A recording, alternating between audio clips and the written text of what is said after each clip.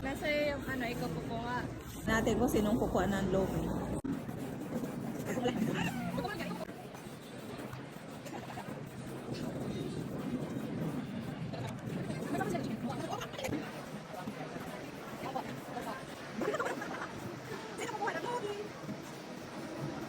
Wow, mama. Nag-free taste si Amber, oh. Meron ako mag-uno. Saan mo kaya yan? Pag McDo ako, tapos nagbili ako Happy Meal. Yan na, si Amber. Ay, wow. Yan na, ang long overload pala.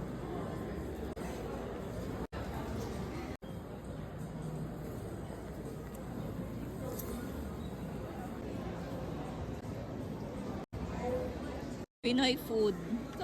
Let's eat. $22 each.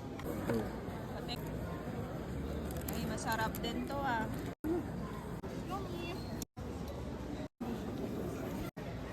Ang sarap dito ng lomi sabaw, mama. Overload. Masarap, Amber?